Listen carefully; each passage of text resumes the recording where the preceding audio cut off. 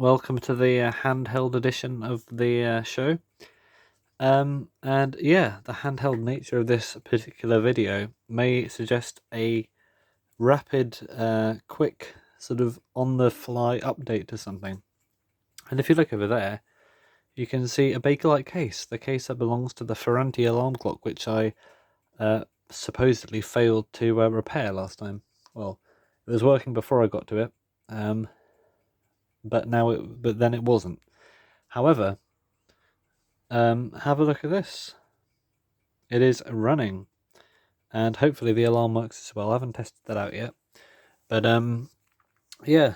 As you can see, I use this Westclox one here as a sort of tester, because this is a self-starting one, and it's basically what I use to test any electronics now, because it's reliable, starts up instantly, and is not too annoying, and it's quite safe to hold as well.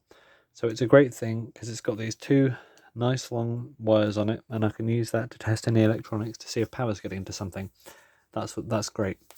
Still need to service it though. I will do that in a future series, but there's also a Metamec one there which I took apart. Haven't serviced that. That's from my big box of unused Metamec movements, and I took the coil off it thinking, oh, the coil's dead, let's swap the coil over. It didn't even fit, so I need to reassemble that. But I thought, well, maybe I can give this coil another go.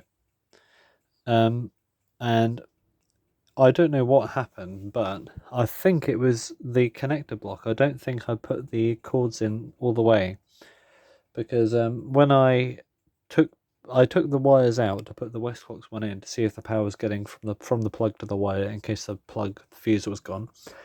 The motor started up, the Westclox one, so I thought, well, it's not the plug, so I wired the connector block back up to this Ferranti one, but I made extra sure, because the folded over connections from last time, they didn't seem to want to go in properly, so I stretched them out a bit, made the exposed a bit more wire on the ends of them, so they're a bit more connecty, and it seems like that has fixed the issue. So the coil was fine all the way, so I'm glad I did that, otherwise I'd be sourcing something I didn't need. So yes, this runs fine. I'll just quickly put it back in the case and then test the alarm. So I needed my hands free, so I put us back in the holder, so hopefully it's more stable and normal for you viewer, or multiple viewers, in case there are multiple people watching the same screen. I don't know why lots of people would want to watch a video like this, but why not? I put the movement in the case. I haven't put the dial on yet because I thought I might show you. I don't know if it was just coincidence or it was like a natural feature. I assume it's like a natural feature, which makes it a lot easier, because I didn't remove this dial at all, and it looked like a pain to remove, but somehow, and I think this is actually like meant to happen, the notch for this dial, which I've put back on now, only goes two ways. It either points this way or points this way, so there's no in between. So I thought, well, what if the AM and PM is misaligned with the dial here? But it is automatically perfectly aligned. So Ferranti did something. I think I can work out what it was because of the way the alarm mechanism was put together. So that's great. You don't need to. If you did it the way I did, and not to disassemble everything, you left that little bit of the dial and stuff at the end, then I think it should automatically align. So that's pretty good for the AM and PM. Anyway, let's put the. I'll need to test the alarm to see if it sounds like anything at all. There's a screw hole there, I just noticed. It looks like it had something on it, but I don't recall there being anything, and also there are no more spare parts, so maybe that's for a different model. Very interesting. I'll have to watch my video again just to see if anything has gone AWOL, but I'll plug it in again. Oh, well, that's the alarm going off. Let's turn it off for now. So let's start the clock quickly. Put a bit of. There we go. It's running of its own accord. It is running. Amazing. So that's great. What a great conclusion to this series. So the alarm is.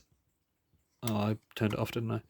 Well, if we rotate this, I presume the alarm will go off again at, let's say, oh, it just, alright, oh, okay. Let's say we want the alarm at 7 p.m. Let's go 6 because it's nicer on the hands. 6 p.m. on the dot. So let's rotate the hands to 6 when we think 6 p.m. might be.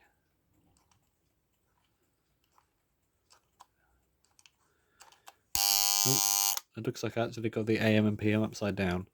That's fine, we'll swap it around. But as you can see, it's about halfway through, which is where 6 p.m. would be.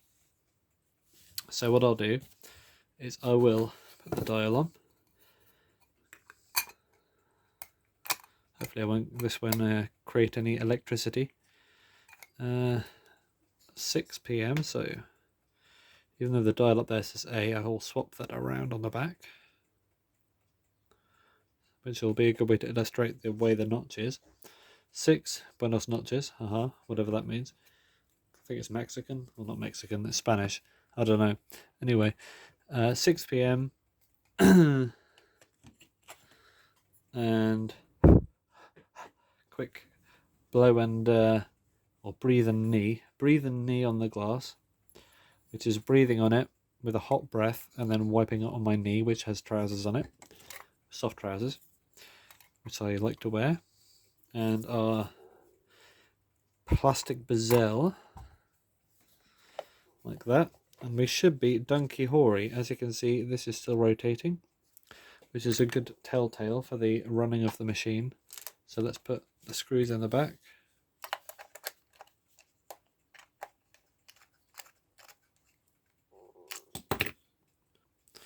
So let's put the screws in. 1, 2.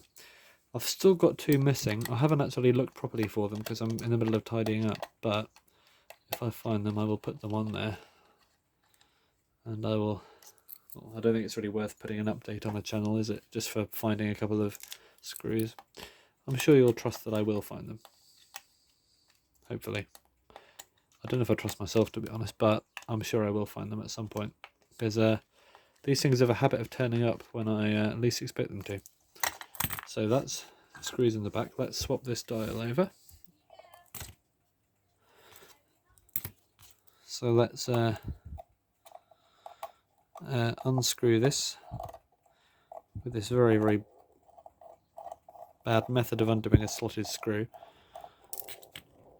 And you'll see that it can only go on 2 ways. So there's this way, and it's only got a slot there which goes over that pin. So let's focus it in this direction instead. I believe that's like roughly correct.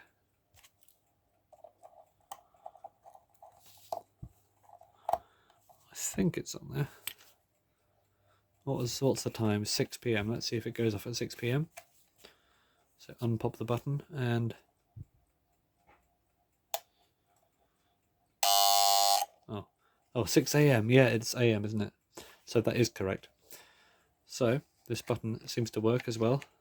Let's just double check it. So let's set the we got it on 12. We got it on 12. What's that? Midnight? Yeah, 12 midnight. And you can see it's still running very well. So glad we got this thing working. So 12 midnight. It's currently AM, so we need to go around again. As you can see by the little window under the name, A for AM, or what is that? Anti-meridian, I think, or something like that. Is it anti something meridian? I mean, PM is post-meridian, isn't it? Whatever. Right, the button's up.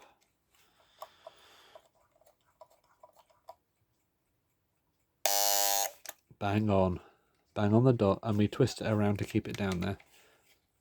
Once you press it down, it doesn't go back up, but if you press it down, I suppose you could just do that, couldn't you, in the morning? Well, do that to keep it down anyway. So, I think that's a great quick end to this amazing series, and we finally got it working. Well, and running. Brilliant stuff. I might even use this tonight if it runs.